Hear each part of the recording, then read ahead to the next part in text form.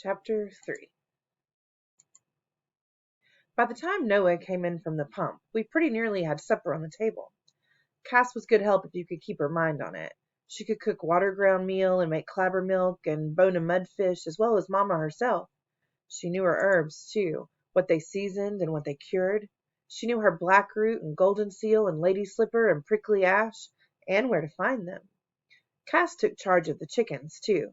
They lived penned up on the other side of the house. Chickens and me didn't get along. If I had to keep them, I'd as soon not eat them. But Cass had a hand with fowl. She named them, too, every chick of them, before they feathered out. Mama said better not name anything you're fixin' to eat. But Cass did. She went right on naming them under her breath. We thought we ate pretty good. Noah was right smart to kill game, squirrel and prairie chickens, and in the fall before it wintered up, possum, quail, pheasant, ducks. We baked corn dodgers and fried meat in the fireplace. But white beans, gristle, and cornmeal mush got us through the darkest part of winter. Here in April we were still weeks from anything out of our garden. Oh, you can't picture how we lived back then. There wasn't but a string latch on the door. We didn't have a stove of any description. I'd never seen one. We kindled fires with flint and steel and cooked over an open flame in the kitchen. We baked in a Dutch oven set into the bricks beside the hearth. In the winter we lived in this kitchen to keep warm. That's how it was with us. We didn't know any better. Noah hung Pa's fowling piece with the pouch and the shot bag on the chimney. Mama wanted him to sit at the head of the table, in Pa's chair. It was to remind Noah that he was all the man this family had. We turned back our sleeves and fell to our supper. Mama had seen Cass's red, swollen, staring eyes. Noah was his silent self. Most times he could make a tree seem talkative. I heard a distant rumble over the river, and hoped it was thunder. Long before people began hollering war, Mama was already afraid she'd lose Noah. Most boys hankered to go on the river. They'd hang out around the landing, wanting to be taken on as roustabouts. They dreamed their boy dreams of being steersmen, which was what apprentice pilots were called. They'd have settled for being strikers, wiping down the metalwork with oily rags. The names of the boats swam in their heads: the Grey Eagle, the Jubilee, the Neptune, the Rowena, the Fashion, the Vesuvius, the Arkansas Star. What a worry this had always been to Mama. A darker cloud gathered over her last Christmas time when South Carolina seceded from the Union. They'd get the Cairo City Gazette down at the landing, only a day or so late. We weren't backwoodsy people who still didn't know Lincoln was president. The minute Mama heard that the Cotton States were seceding, she'd feared anew for Noah. Then this month, when little Napoleon Beauregard fired on Fort Sumter in Charleston Bay, the whole sky darkened. Another week and Lincoln had proclaimed this blockade of the southern ports. Now he was calling for 75,000 volunteers to fight. Mama couldn't spare Noah, but she couldn't forbid him much longer. Him and me would be 16 in the fall. He was a good boy, steadier than Pa, but he was restless as a riderless horse. We ate our meal by the light of the kitchen fire. Mama looked up once, stole a glance at Noah, but he was only a dark, broad-shouldered shape against the crackling fire. It was big doings that night, a dance in the room over Rogers's store. This was the first such gathering of the spring. A fiddler was in from Cobden, and Mr. Chilly Atterbury to do the calling. We wore our other dresses, the linsey ones we tried to save back. Noah wore an old black coat of Pa's, and he was lost in it. We went, though. Everybody in the district who wasn't tied to the bed or locked in the attic went. Everybody would be there, bar the riffraff who lived around the ruins of a still south of town. Mama thought we ought to make a showing. She didn't want people talking behind our backs. She didn't want talk against Pa or Cass. Mama had her pride, though she said herself that pride could hollow you out. Grand Tower was only a settlement in them days, somewhere between a landing and a town. They hadn't gotten around a survey of the place. It was mainly strung along a single dirt road we called Front Street. People said that if war come to us, it would either make Grand Tower or break it. Many an old plug workhorse stood at the rail outside Rogers's store. Fiddle music whined from the upper windows. Upstairs we found the room crowded under the yellow tallow light. Mama made for the mourners' bench where the old women sat out looking on. There were sets already dancing around the room, and another square going at the end with the young kids. But Cass stuck close to Mama. Cass wouldn't mix, and there wasn't anything you could do about it. Mama was still young enough to shake a leg, but Pa wasn't there. Old Madge Bledsoe made room between herself and an aged countrywoman named Mrs. Harriet Yancey. It was her whose sister-in-law, Mrs. Champ Hazelrigg, was et by her own hogs. Mrs. Yancey was old-fashioned even for them days, and dipped snuff on a stick to rub on her gums. With a quick nod, Mama settled in with Cass beside her. Noah and me hung at the edges, watching the dancing. There was no shame in partnering with your brother, but it took Noah time to set his mind to it. Mr. Chilly Atterbury was in full spate, calling, "Bird in, buzzard in, pretty good bird for the shape she's in." Hands clapped, elbows flapped, and that old sprung floor rolled and heaved. Mr. Chilly Atterbury could grow topical in his calling. "Buchanan out! Give a shout! Lincoln in! Show a shin!" People whooped at that, and fashioned footwork to go with it. But then he went too far, as he was apt to do when he called, "Jeff Davis is a president, a Blinken is a fool. Jeff David rides a big bay horse, a Blinken rides a mule." Jeff Davidson had just been made president of this new country. The Southerners, the Secesh, thought they'd started up, and Lincoln was our own Illinois man. The Southerners whooped with approval. Catcalls and heavy stomping came from the rest. Mr. Atterbury drew up just shy of a fist fight and fell back on an old faithful Texas Star. "Gents to the center, and back to the bar. Ladies to the center, to form the star." Now we were in there with them, me and Noah, backing and forthin' and sashaying with the rest. I tried to switch my meager skirts and find my place as the star turned to the tune. Then somehow I was across from that young man named Curry Marshall. Now our elbows linked, so I tried to grow light on my feet. I bit my lips to make them pink and tried to simper. But I expect Curry Marshall was looking straight over my head. He was a big tall galoot, tall as Noah. I don't know how long we all danced until, like the crack of doom, a steamboat whistle split the air. The bow bounced off the fiddle and everybody stomped to a sudden stop. Right quick we heard footsteps pounding up the stairs. T.W. Jenkins burst open upon us. "It's a Southern boat. It's the Rob Roy from out of New Orleans." A whoop went up from the Southerners and Northerners alike. "Where's my boys?" cried T.W. Jenkins. He ran the freight landing and the store that went with it, the only other store we had. There was unloading to be done of whatever was coming off the boat. Noah and Curry Marshall and 3 or 4 others who worked at the freight landing darted forward. Noah brought home the only ready money we had, though Mama thought he worked too close to the river. Everybody ganged down the stairs. We met every boat, and this was a special case. The clammy night air hit us full in the face as all the town made for the landing. The Rob Roy blazed with lamplight that lit the water around it. The paddle wheel churned in reverse. The gangplank was already down. I'd never set foot on a big boat. To me, a river boat was a palace. The pair of flaring gold chimney stacks belched flame-colored smoke into the night. Below them, the decks glowed like a gingerbread wedding cake. The Rob Roy was full to the gills with passengers.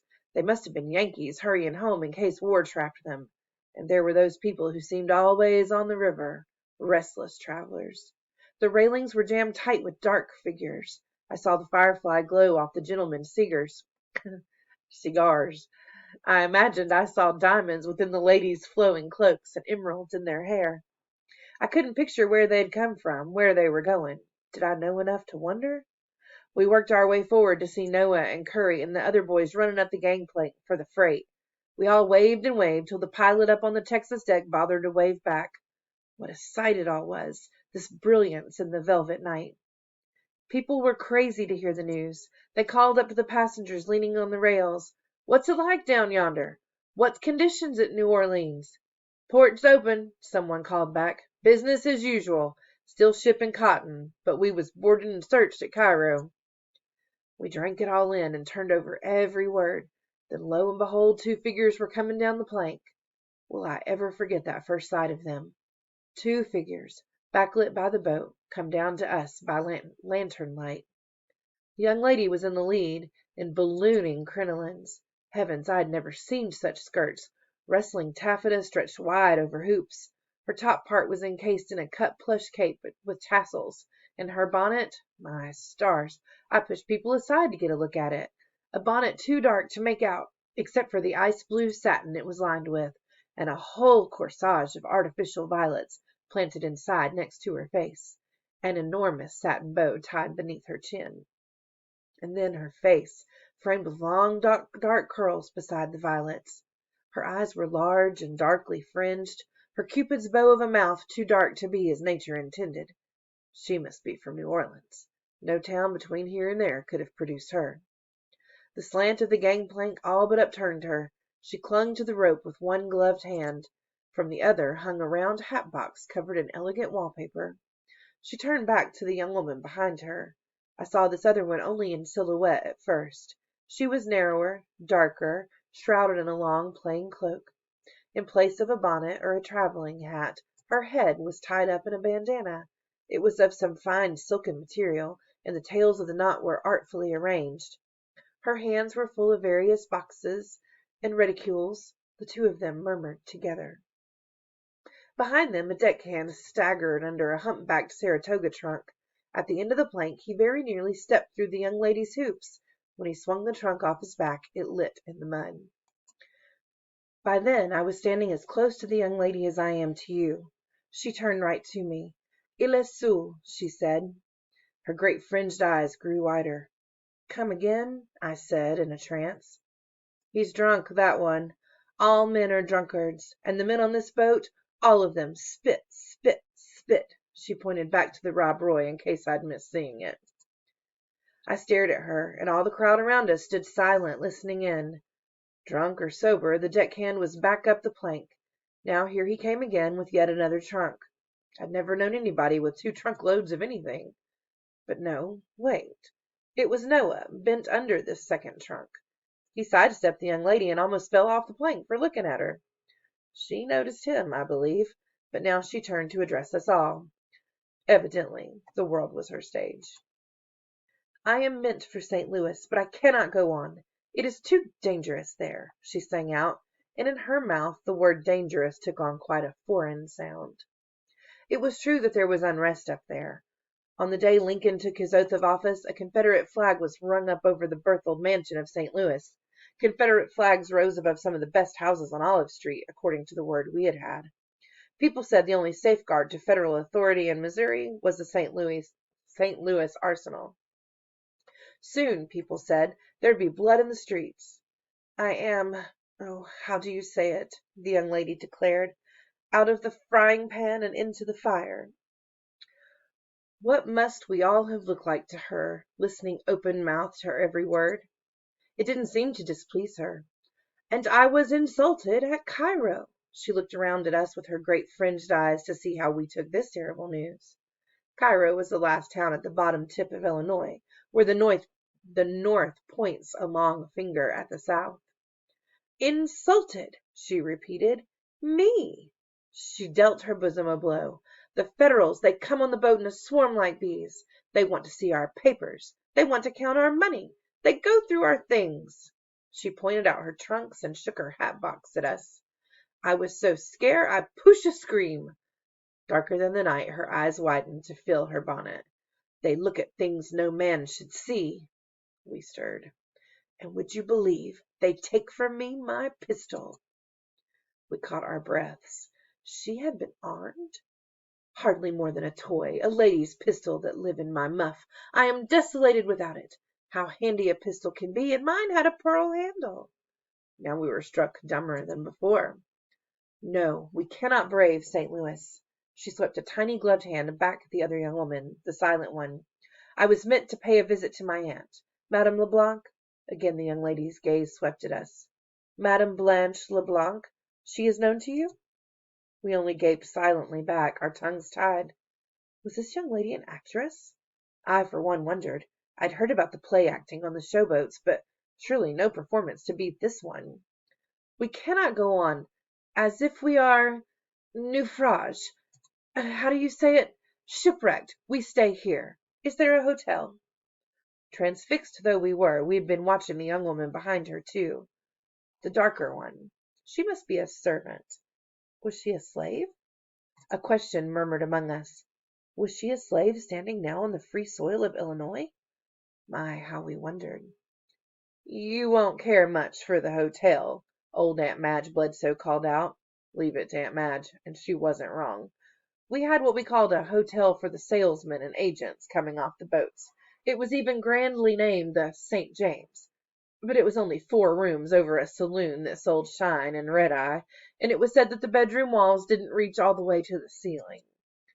"No, it wouldn't do for you," someone else said. I looked around, and it was Mamma, with Cass in hand.